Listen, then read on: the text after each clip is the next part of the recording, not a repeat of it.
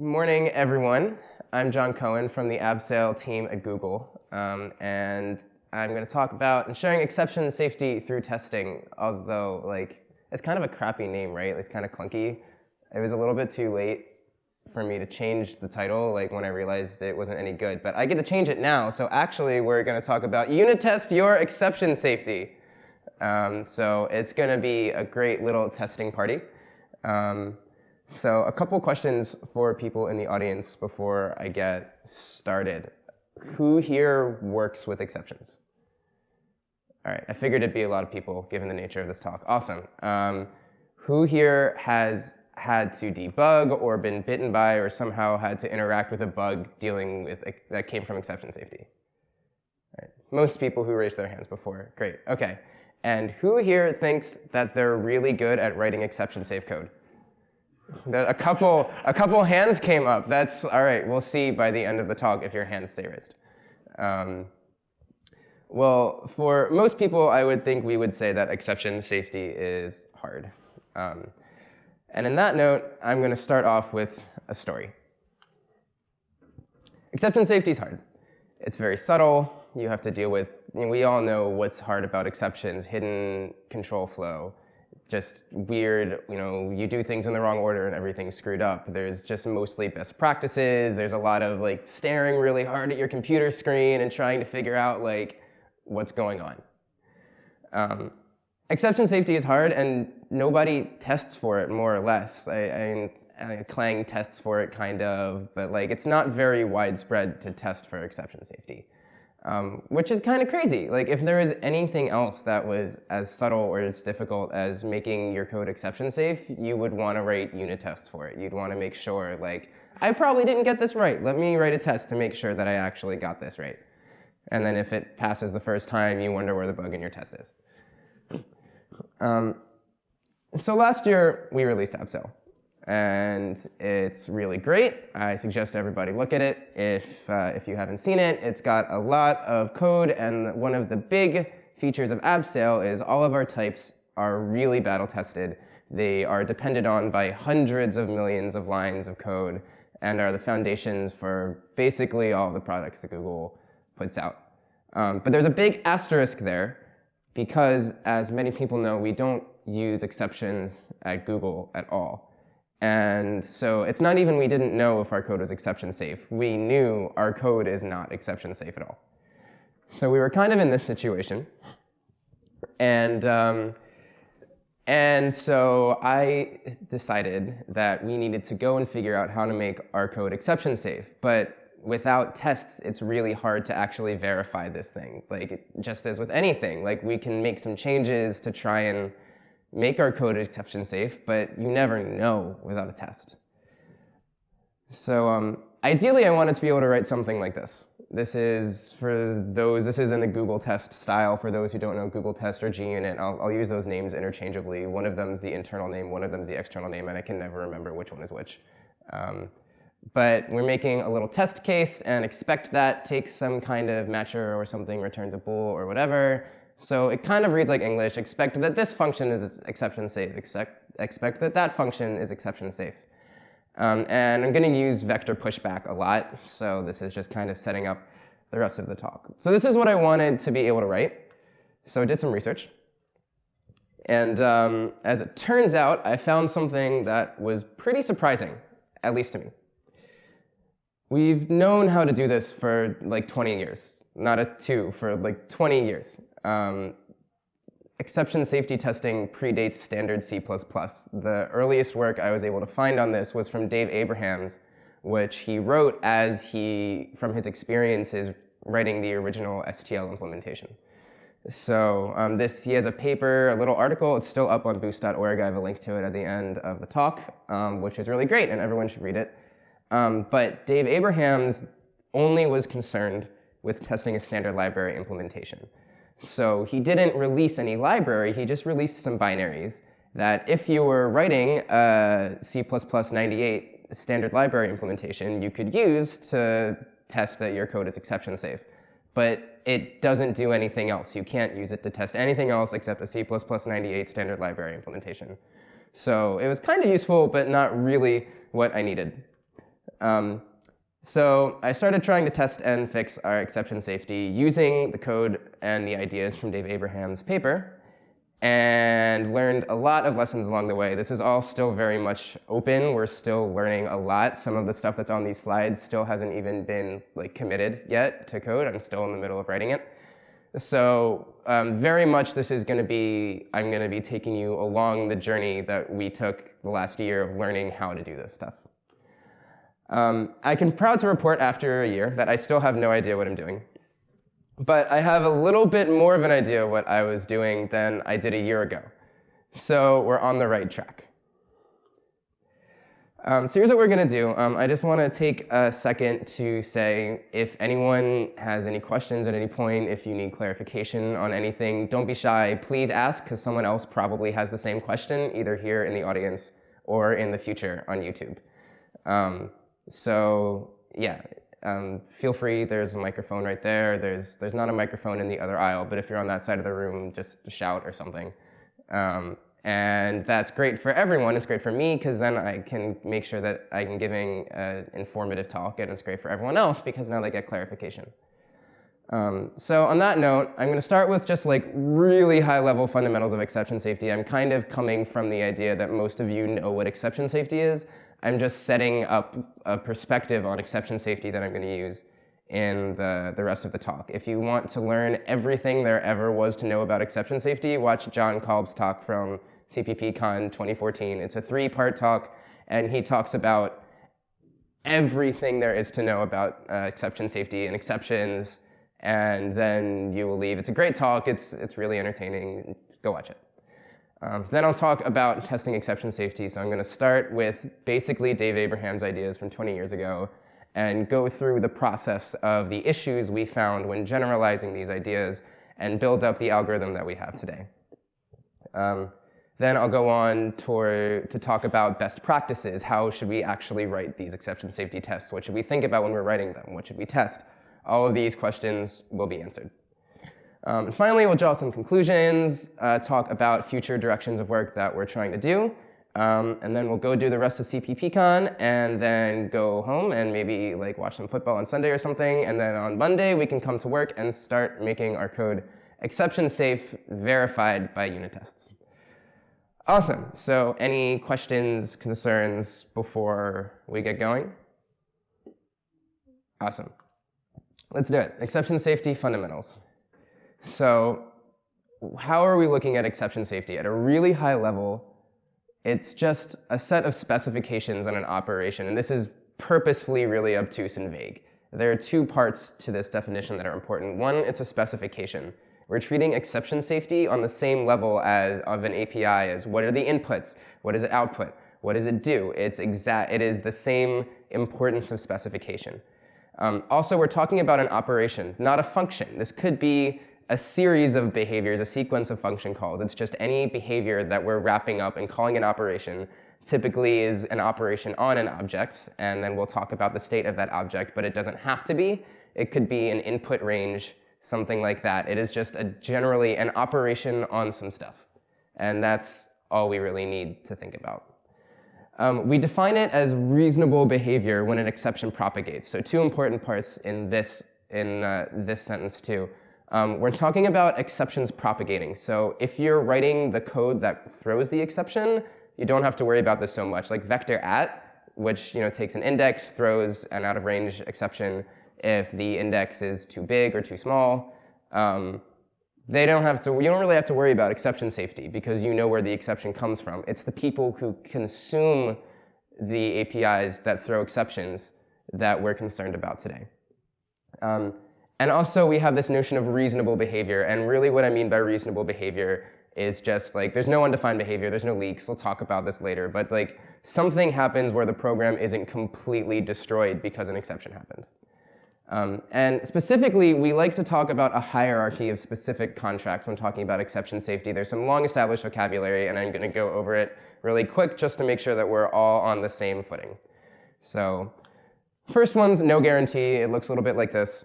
It doesn't necessarily mean that everything is blowing up. The dog is about to say this is fine and mean it. And so no guarantee doesn't mean everything's broken. It just means that no one's bothered to specify it yet. It could be completely broken. It could be fine, but you have no idea. So you need to check. Basic guarantee is more useful. It just says that the operation maintains invariance, doesn't have undefined behavior, things like that. In practice, what it means is that if you have some operation with a basic guarantee and it throws, the very least you can do is take your object and reset it to a known state. And once you're at a known state, then you actually have a chance of recovering from this error. You can start over again, do whatever. The strong guarantee is obviously stronger than the basic guarantee. It subsumes the basic guarantee, so we still have everything about no undefined behavior, no leaks, everything like that, but also gives rollback semantics. Specifically, all of the observable properties of the object are maintained. And I'm very careful not to say that this has to do with operator equals equals, because it might not be the case that the object even has operator equals equals, but yet we can still have some notion of unchanged. And as an example, I'll talk about a defect in the standard that I reported in the course of doing this work. So this is uninitialized move. There's a whole bunch of these sorts of functions in the standard: uninitialized copy, uninitialized fill, uninitialized move. And they're basic building blocks for containers. You give it a range into uninitialized memory, and it will copy or move or do whatever, and they have the strong guarantee up through C++17. It says that there are no effects if this throws an exception, which is a very strong statement. Titus? You can finish this and then go back one slide. And go back one slide? Okay. So the problem, of course, is what if you have, my mouse slipped. What if you have this? What if you have an object where the move constructor throws? Well, uninitialized move can't say there are no effects, because if you move something into your destination range and it throws, you have no guarantee that you can move it back because it might throw again. So this is actually an impossible, you can't say there are no effects. But instead in C++20 now it will say that everything which was constructed by placement new is destroyed, which is ultimately the effect that you care about, that things are constructed or not. So the strong guarantee can be specified in other ways besides this object would compare equal before and after. That is. So when you say all of the observable properties of the object and you tried to dodge equals equals, for vector, for instance, capacity is observable but not part of its logical state. Do you include capacity in this guarantee? The answer is whatever the type author says is the state that matters, basically. So observable properties is also not the right word, probably. This is like a kind of soft concept where it's like we decide what is the state that is salient. Like a capacity doesn't, two vectors with different capacities, but the same elements, most people would say are equal. Right, so it's primarily a property of the logical state? The logical state, yeah. Okay. Yeah. Great, where was I? Great, so the no-throw guarantee is the strongest. It is subtly different from no-except. It's not the most practical thing in the world, but this function is no-except and doesn't have the no-throw guarantee. It throws a slideshow example exception. Before this said an I am very smart exception, but I didn't feel like this should be so snarky. But yeah, no-except means if an exception propagates, kill the program. No-throw guarantee means I'm not going to throw. So this is going back to how exception safety is an API specification. It's a property of the specification. And also it can be a property of the implementation, but that's accidental. Great, so just like anything else where we have some basic building blocks, we can build up hybrid guarantees. Typically these have to do with different traits of a type so that you can write more optimized code for certain cases. Pushback is a really classic example. If your vector has things in it which have no-throw move constructors, which most should be in most cases, then it will move into the new allocation, and it has the strong guarantee because it has, all the types are no-throw movable, so it knows that it will work. Just the same, if your type has a throwing move constructor but has a non-throwing copy constructor, then it will copy everything into the source range. Sorry, it doesn't have to have it can have a throwing copy constructor, because if it copies stuff into the range and something throws, it just gets rid of all the stuff and you never took anything out of the first range, you're fine. And finally, if you have something which has a throwing move constructor and isn't copyable, it will try and move into the new the new allocation, but it can only give the basic guarantee because it doesn't know that it's able to move back into the original allocation. So this is kind of a basic hybrid guarantee where just the properties of the type sort of indicate a need for something a little more complex. But we can build arbitrarily complex specifications if we want to. In practice, I've found that just making really complex specifications often just isn't really that much worth the effort unless you have a big optimization win like we have with vector, being able to move sometimes. Great.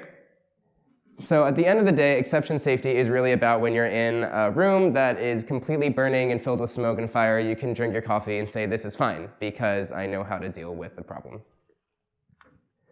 Okay, so this is the end of the intro. I'm about to put a lot of code on the slides. I don't normally like throwing a bunch of code on slides. It's hard to read, but I think it's important to show how this algorithm is built up. So before I move on, it's still early in the morning. Let's all gather ourselves, get ready to use our brains. First time today. Once again, if anything is hard to follow, if there's you can't remember what's going on, please ask just like Titus did, because someone else is probably wondering the same thing. So let's do it. Testing exception safety. Everything I'm about to tell you is a lie. Really, they're more like n% truths where the limit as the slide number goes to infinity is 90 or so. This is slide code, don't crucify me. I'm not going to qualify namespaces. Some things are going to be subtly wrong. I'm going to omit details. You can look at the code in Abseil internals if you really want all the nitty-gritty, but I'm just focusing on the most salient important details, at least from my perspective. So what's the idea? The idea is you have some kind of global counter that lets you deterministically throw the nth exception from an operation. And you do this with a sort of maybe throw function like this. This is basically what Abrahams wrote. Decrement the counter. If it's 0, throw. And then someone else outside can set the counter to whatever they want. And if I set the counter to 10, I'll get the 11th exception. So this is great. This worked really well for Dave Abrahams. But let's see what we can do with it. Something that might stick out to you immediately is that we're throwing an int, which I think is weird that you can even do, but sure, you can throw an int, and that's that doesn't really tell us much. And very specifically, if we want to test something like an allocator, which is specified to throw bad alloc, this doesn't help. We still want this thing to be able to throw whatever exception is mandated by our interface. So this is a really easy change to make. Make it a template, so now you can specify what kind of exception you want to throw. This is really useful for testing allocators, for testing containers, anything like that. Great. What if we want to give good test output? And maybe this is something strange to think about so early, but this is always a really important thing that I was thinking about as I was working on this, because exception safety is hard. Debugging exception safety bugs is hard. It's annoying. You have to trace them all over the place. It's just really difficult to figure out what's going on.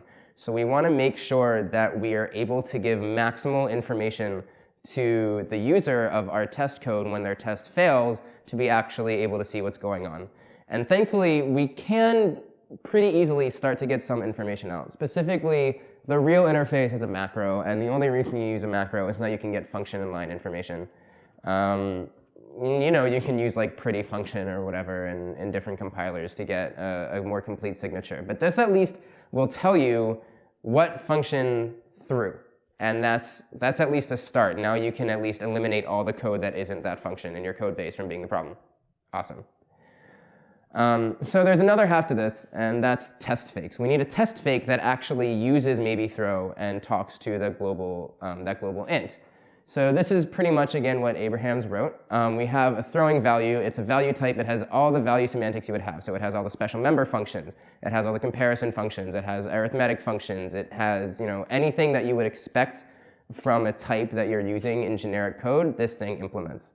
And basically everything calls maybe throw before it actually does the thing you wanted it to do.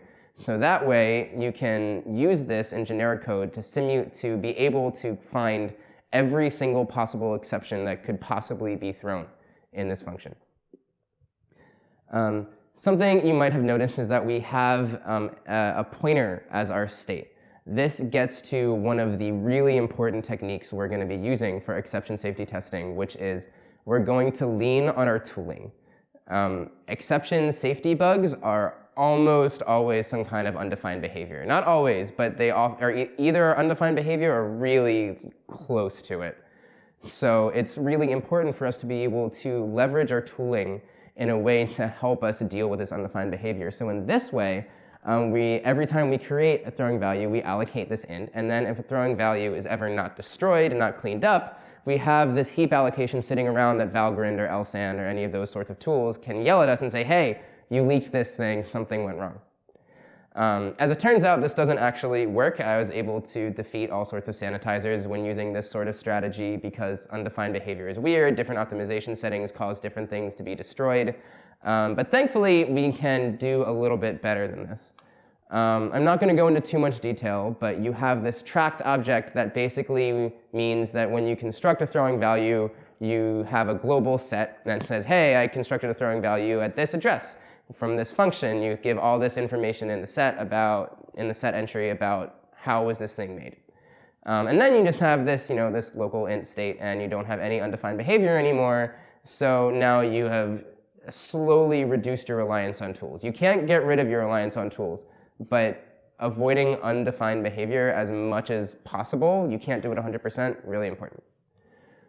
All right, so now this is the actual algorithm we use, and it's kind of, I think some people might have seen where we're going with it, but we just start with the first exception, try to call the op, and if it's successful, we're done. We're out of exceptions. If it fails, then we take all of these contracts, these predicates that we get passed in, and these contracts basically test the different invariants of the type. They test function post conditions, anything that you want to be true. It can test for the strong guarantee, anything you want to be true after an exception was propagated, you can test. And if any of them fail, it's false. And I'm deliberately being vague about what these look like because I'm going to talk about that later. And there's this little dance between the global count and the local count that's kind of like, I feel like it takes like a little double take to actually figure out what's going on. At least I had to sit and think about it for a couple minutes when I first saw this. But does everyone kind of understand what's going on here? We're setting first, second, third exception. That's what we're doing. OK, so what about nested try-catch? This is one of the first issues that came up, is if you have an operation that catches exceptions internally, this doesn't actually help us test it. And this is a really important thing to note. You have to test your error handling code. Even if an exception doesn't propagate out of the interface, doesn't mean that your error handling code still can't mess everything up. So what we've really done here, the really salient part of this whole idea is deterministic error injection. We can say, hey, I want these errors right now, right now, right now, right now, and you can actually deterministically and easily test your error handling code and make sure that you're actually getting back to a state that you want it to be in.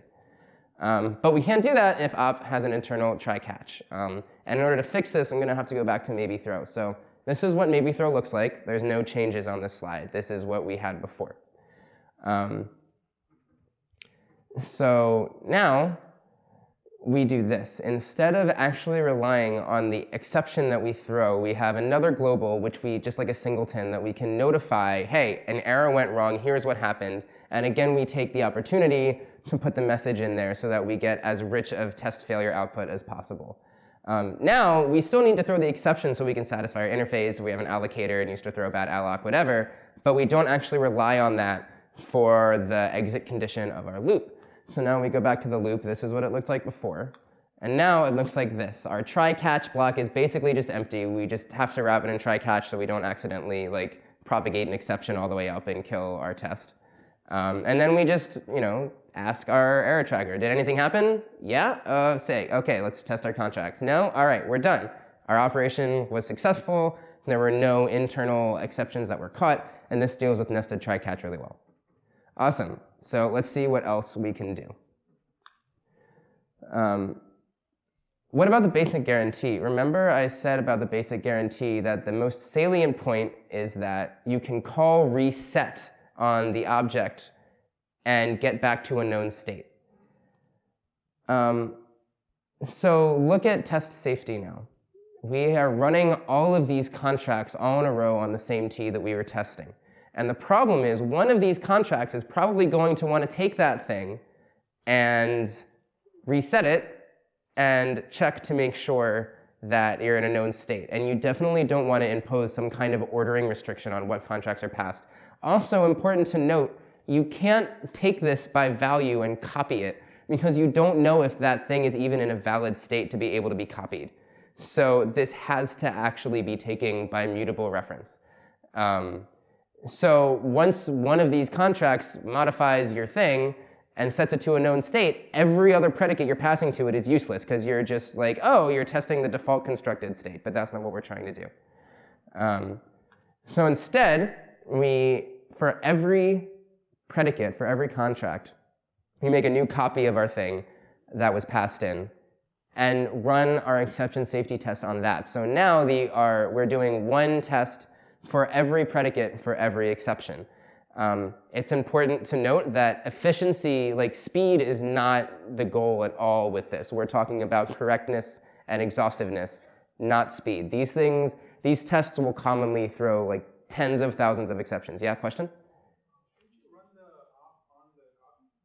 Yeah, that is a typo in the slide. I thought I fixed that yesterday, but apparently not. Sorry, so the question is, shouldn't I run the operation on the copy? And the answer is yes, I should, and that's a typo in the slide. So thank you very much for pointing that out.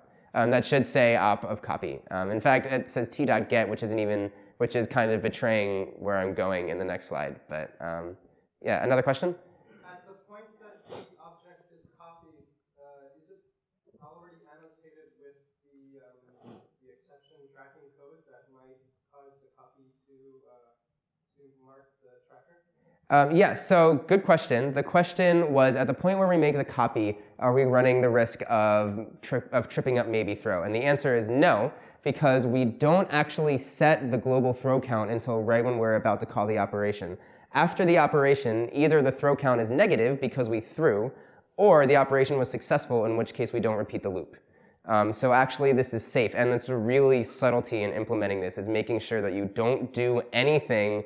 Like the very last thing you do before you call op is to set the global counter. So you do as minimum work as possible under this maybe throw mechanism. Thank you for the question. Thank you as well. Great, so now we're doing each contract, and notice the Google style here, we're passing by pointer to indicate that the contract may mutate the input argument. So that's what that's all about. Great, so now we can actually test the basic guarantee. We couldn't before because we couldn't reset and check against a known state. That would have been terrible. Great, so what else? What about move-only types? What about types that aren't copyable? We're just making a copy of our T. Well, what if T is a unique pointer? What if T is a thing that can't be copied? What if we want to test like some server or singleton or something that can't logically be copied? This is pretty easy to deal with. We just operate in terms of factories. A factory, we like to have it spit out a unique pointer, so that way, if we can just move it around and not have to worry about the actual properties of the type, and then unwrap it when we check the contracts. And you can imagine a little wrapper function around this that takes a T and makes a little lambda that spits out a unique pointer with the T to make it a little easier to use. At this point, this is basically the algorithm. This is where we're at right now, and this is, like I said, this error tracker stuff is still not even implemented. Like, we're still learning about all of this, so there are very likely things that we haven't thought about in all of this. This is the state of where we are right now. Great. We're done with that part. That was a lot of code. And it seems like everyone has some kind of handle of what's going on. I'm happy the questions are being asked. Does anybody have any more questions about that before I keep going? Yeah, here's a question. Yeah, so I'm just curious why you only check the contract after a failure. Well, so the question is, why do we only check the contract after the failure? And the answer is that you should already have other unit tests that deal with the post-conditions of a successful operation. Yeah, what happens if your class is internally handling a content that you are trying to So the question is about internal try-catch, and that is, what about internal try-catch? And that's why we have that error tracker. We don't actually branch on whether the operation was successful, we branch on whether or not the error tracker saw anything. So even if there is a maybe throw that is internally caught by the operation, it'll still notify our error tracker, and that way we know that we need to run the operation again. Cool. You had a question?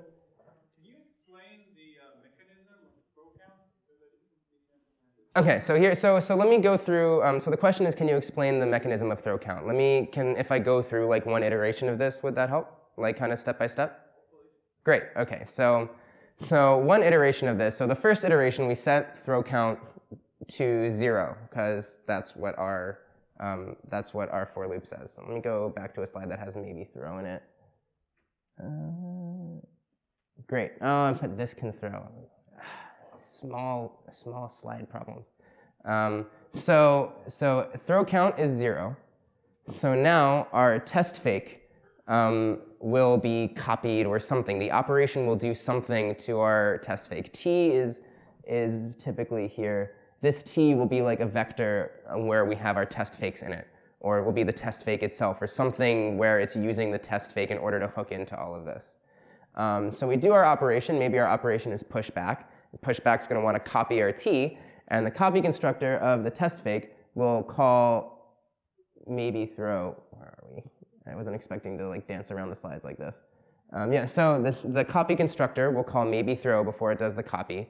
It checks the throw count, which is at 0, and says, oh, all right, it's time to throw. So I notify my error tracker something went wrong, and then I throw the exception.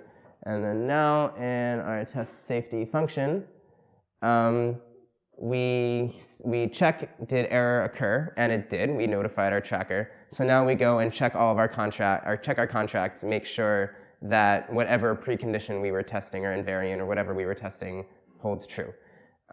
So we do that for each contract we specified in turn, and once that's done, we bump up throw count to 1. And so then we set our internal count to 1, and now we do this all for the second exception, which could be thrown in op, and so on and so forth until no exceptions are thrown. Does that help? Yes.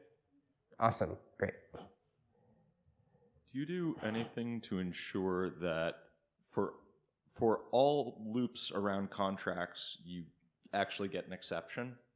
Because it seems like if count through at step 0, that's good for the first contract, and I really want it to throw at step 0 again when I try the loop again. Yeah, so throw count is set right before we do op. So for the next contract, we reset it. What if I'm non-deterministic in some way? Will this catch me in the contracts? So if you're non-deterministic in some way in your operation, so this framework doesn't protect you, like doesn't magically solve the code coverage problem.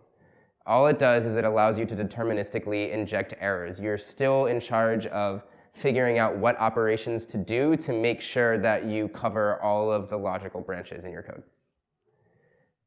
No more questions, yeah. You haven't asked a question yet.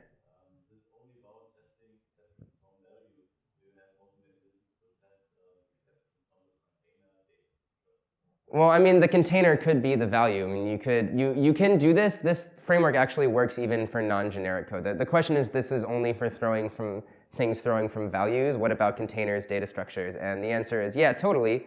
You can use maybe throw to build whatever test fake you want. You can fake out, a server that throws if it can't connect to the network or something like that. So yeah, this works for testing anything. And I'll talk a little bit more about that later. It's still a little bit of a pain point, but we're working on it. Question over here? Yeah, so it's a little bit of a weird dance. So we have 2 counters. We have throw count, which is our global.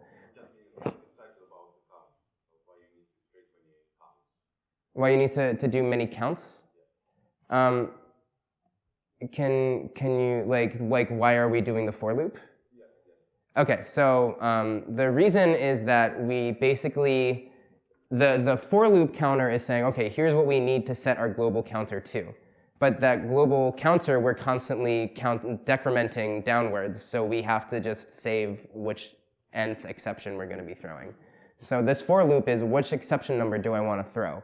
And then the implementation of that is, okay, set the global counter to n-1 and then run the operation. And eventually the nth maybe throw will trigger and throw an exception. Oh, I'll say, so you wouldn't actually, as the user, interact with count at all. It's just an implementation detail. All you do is provide a factory or a type and an operation and some contracts. And the global counter is just an implementation detail. You don't ever set that as the user of this. Does that make sense? Can I help? Titus. Yeah, I think from not being on stage, I can read this one. The issue is like for an operation like pushback that you might be testing, there's n things that it does that could throw, and you want to be sure that for each of those n things that it does that might throw, we have tested that all of the invariants still hold. And count there is effectively 0 to n. And we infer n by updating count continuously until we get through the operation with no exception ever throwing. Do we try to reach as close as possible to the 100% of coverage, but never reach? This will get you 100% of the operations that can possibly throw. Yeah, this will get you all of them, with the caveat that Matt pointed out that you're still responsible for dealing with branches in your code. This doesn't solve your code coverage issue. It just solves for the particular set of branches that this operation takes, we will hit every single exception that could possibly be thrown. All right. Any other questions? Oh, okay. Thank you. Do you have any thoughts on how to catch problems that only occur when an exception is thrown while already handling another exception? Well, so this is definitely in the vein of testing your error handling code. So you're talking about like if your catch block does something that throws an exception.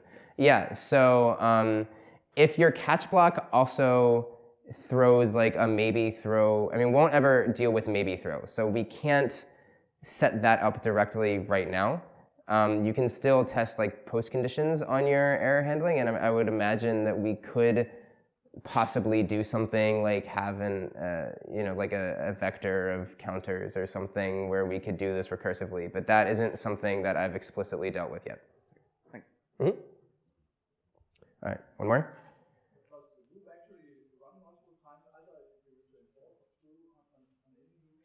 Well, so it doesn't, right? If all of if we only return false, the question is, does the loop actually run more than one time? Because we have a return false and a return true. And we only return false if we had a contract that returned false. Otherwise, if that contract returns true, then we just go to the next iteration of the inner loop. Cool. So is everyone, any more questions? I know this is like there's a lot going on here. Going once, Bueller? All right, cool. So let's move on. Thank you for all the questions. I'm actually really happy that a lot of questions are being asked. It's great for me. So now let's talk about actually writing exception safety tests. We have an algorithm, but now we need sets of best practices and sets of considerations for what we're thinking about writing these tests. So what do I test? This is a really reasonable question to ask, right? You don't need to test everything in your code base for exception safety, like no except functions. You probably don't have to deal with test those, like stuff that's doing simple arithmetic. Like there's a lot of stuff that you just don't need to test for exception safety, which is good news. But anything which allocates, you might want to think about testing for exception safety. You're just one weird signed integer underflow away from trying to allocate billions of bytes of memory. Anything which calls a user-defined callback is a really good candidate for exception safety testing, because unless you have it specified either by a no-except function pointer or by just implicit contract in your comment that, hey, this callable that you're passing me can't throw, you need to deal with the possibility that the thing that you're being passed could just be throw I hate you exception. And that's the whole body of the function. And just generally anything which calls a potentially throwing, question in the audience?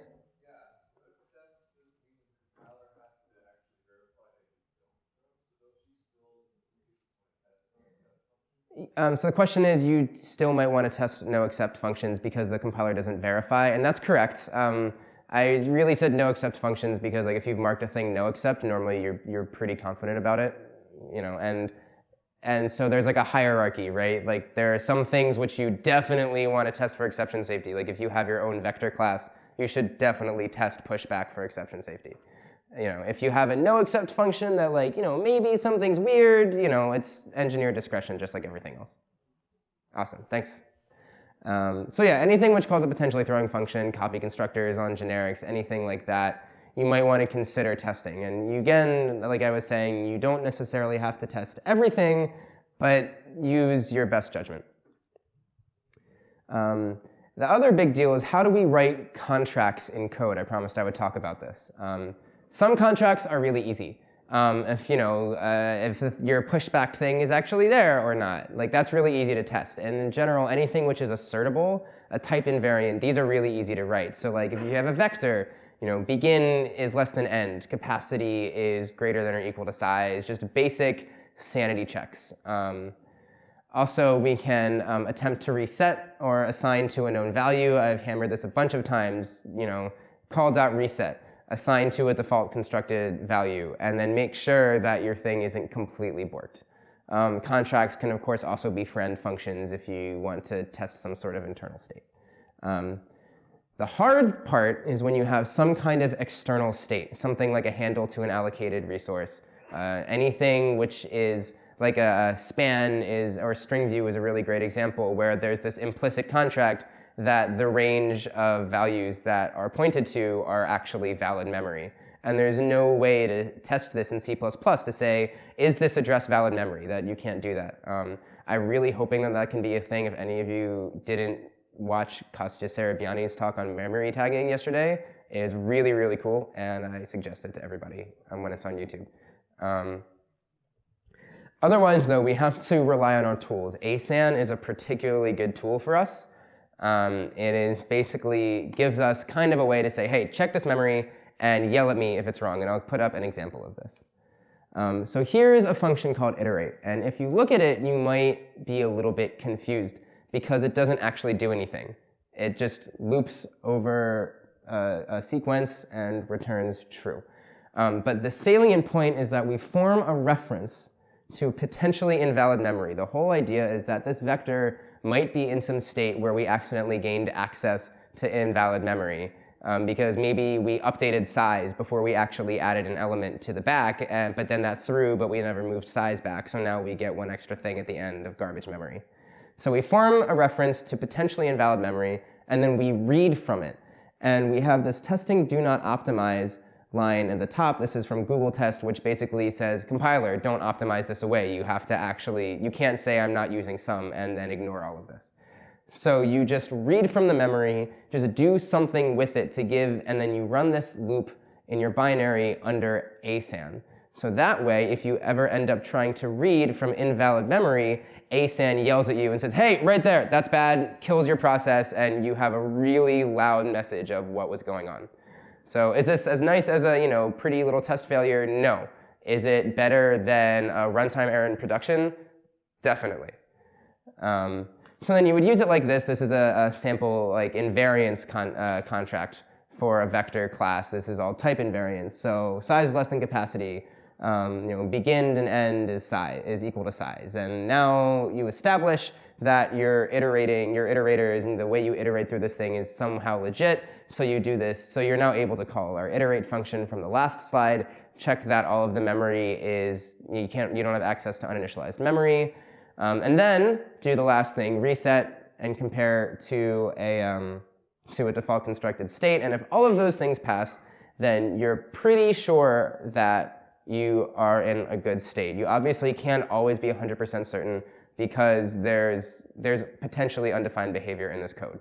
And so we again need to rely on our tooling to give a sensible behavior and undefined behavior that works for us. And if your tooling doesn't do the thing you want it to do, then the right next step is to file a bug against your tool maintainer and help everybody come up with have better tooling, better tests.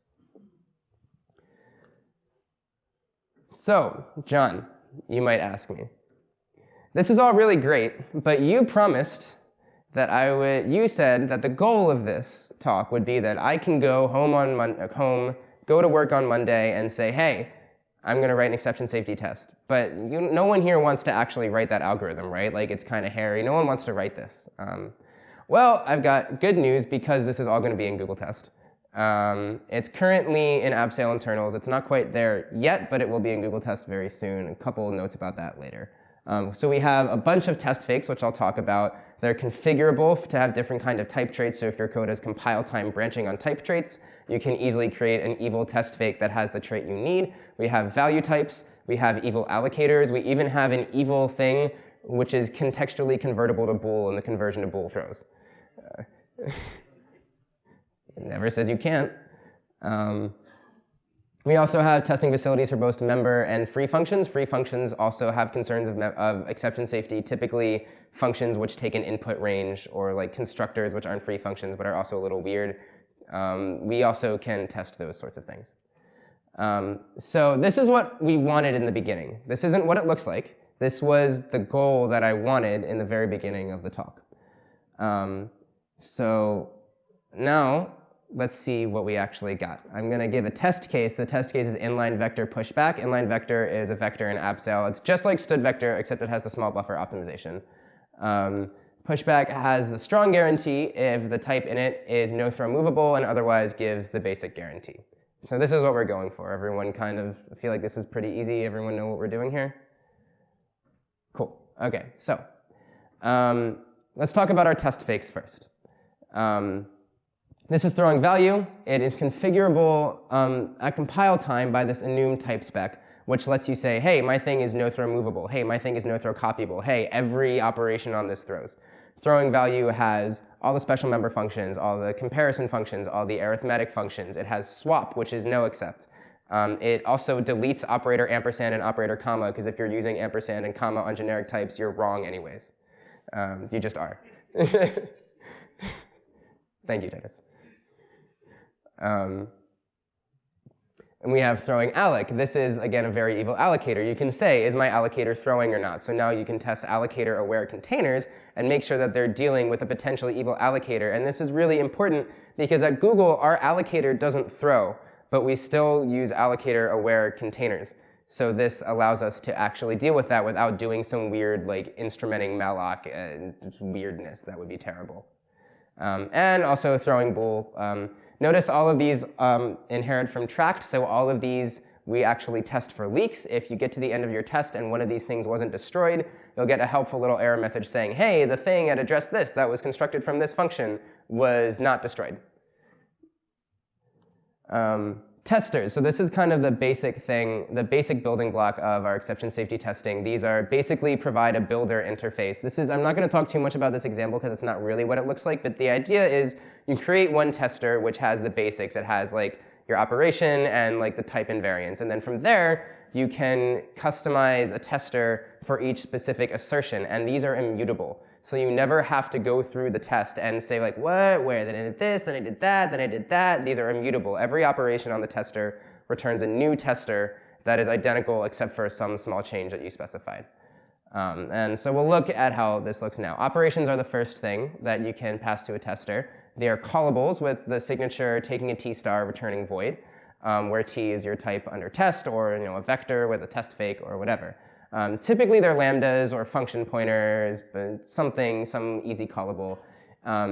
And you tell the tester that you're testing this operation with a tester.with operation. This returns a new tester with that operation in place. And there's a nice little syntactic nicety where if you just want to test an op, like a quick one-off, your tester doesn't have an operation in it yet, you just say .test op. If your tester has an operation in it already, this will return a new one with the operation replaced.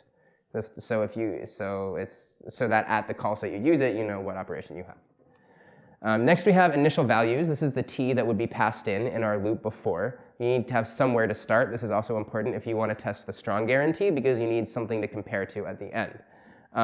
So there's two ways to do this. You can either pass a T in directly with initial value, or if you have a type that isn't copyable or is move only or is somehow weird, you can provide us a factory directly that returns a unique pointer of T.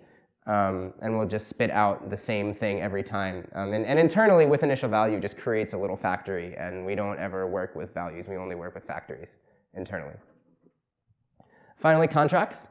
Contracts are callables that take a t-star and return an assertion result. Assertion result is a bool with an error message. It's just a type that's built into Googletest. So this is basically the version of the vector invariance that we had before. But the big thing to notice is with using assertion result, now we can stream in error messages and get back nice logs when we have a test failure. So finally, then we can use .with contracts. And this is a little bit different on a tester. You can pass any number of contracts in one function call, and this will give you back a new tester that has those contracts appended at the end. And so now I'll show an actual example, and this might answer any questions people have, and then I'll take some questions. So this is what we wanted. This was what we wanted at the beginning. I think what we ended up with is actually a lot better. There's a lot less magic. So this is the first half of the test for vector pushback. So this is just testing the basic guarantee for inline vector pushback. We have our little pushback lambda. We didn't have to use that. We could use like a pointer to member pushback, but pointer to members are gross and weird. Lambdas are easy. So we just make a tester, put in our vector invariance contract. This is the invariance function from before. Load in with operation pushback and call test. It's right there, easily read at the call site, and it'll run the algorithm that I showed and then give you back a test pass if everything passed, or a test failure with some nice output showing where you had an exception safety bug. If we wanted to test that vector has the strong guarantee when our type is no-throw movable, then we can now save a tester as a local variable. We know that we want to always test the vector invariance, and we know that we're always calling pushback. So we load that into our tester, and now we can reuse it for the first call. That's what we had before. We're just testing the basic guarantee, give it an initial value with a vector of things or everything throws. But now when we have a vector of things that has no throw move, we reuse the tester, but give it an initial value of a vector with things that have no throw move, and then put in an additional contract testing strong guarantee, which is a little tag type that's built into the library, and will just take care of all the mechanics of doing the strong guarantee for you. Turns out it's a little bit weird. So this is it. This is what it looks like. This is how you write Googletest. We have a bunch of exception safety tests in Abseil already. You can go look at them. They'll be named blah exception safety test.cc, and you can see this in practice. So are there any questions about this? What this code's doing? Question right here. I understood the strong guarantee meant that the observable logical properties of the type are maintained.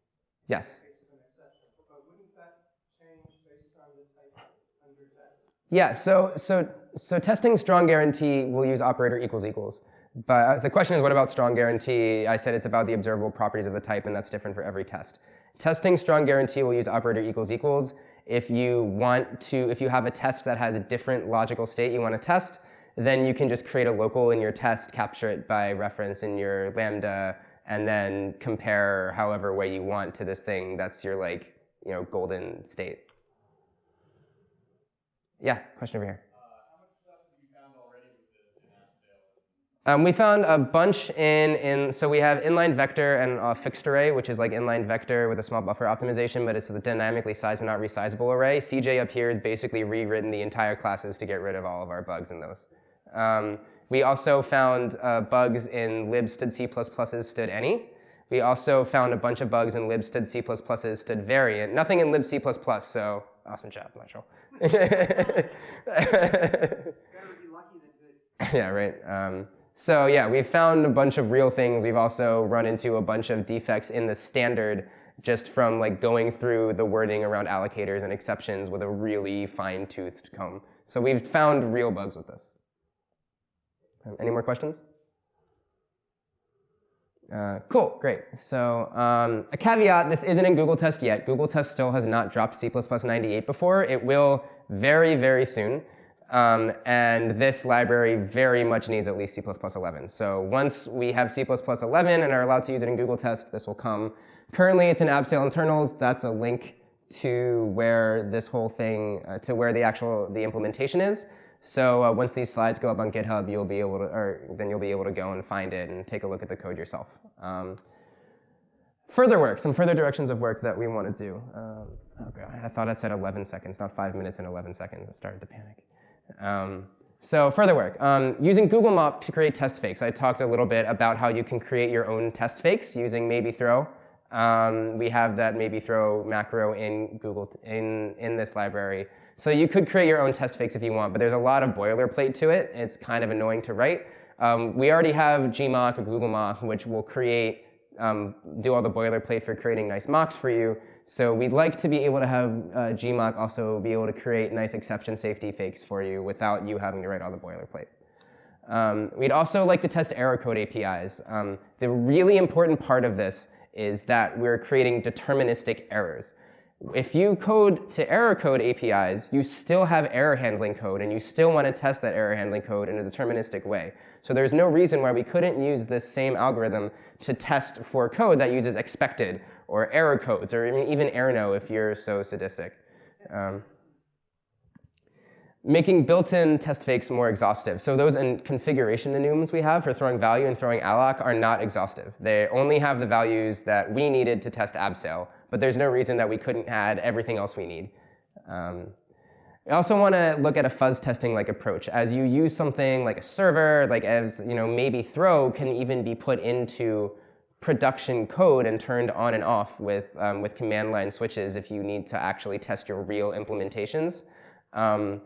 But if you have a big hierarchy of exception safety tests, it can take a long time. Our Android tests for things like optional and any will sometimes take a couple minutes to run. So a fuzz testing like approach where instead of exhaustively taking every single error, we somehow intelligently decide which ones do we want to take, or even just randomly pick which error to report to make things not take so slow is another approach we'd like to look at. And all that being said, we're looking for contributors. If you think this is really cool and you'd like to use it and we don't have a thing you'd like to have, my email's on here, hit me up, make a PR on Googletest. We'd love to have other people come and thinking in this space. We still have a lot to learn about it. So please, if you have ideas, we want them. We want them. Bring them on. So the big point is that exception safety is a testable part of an API. It's no different from your inputs or your outputs. Anything else that you would specify, that you would test, you should do the same for your exception safety. Special thanks to Sam Benziken, Xiaoyi Zhang, CJ Johnson, and Matt Calabrese in particular for all of their inspiration and perspiration with a lot of good ideas, a lot of elbow grease, a lot of work. This would absolutely not have happened without them.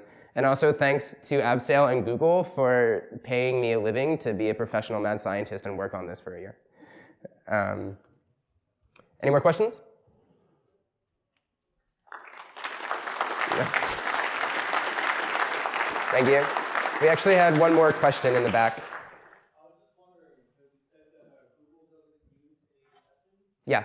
What motivated you to The motivation was releasing, the question is what was the motivation for this? The motivation was because we don't use exceptions, but we released Abseil, we want Abseil to be usable in projects that do use exceptions. So this is to help us actually test and change our code in that way. All right, thank you very much.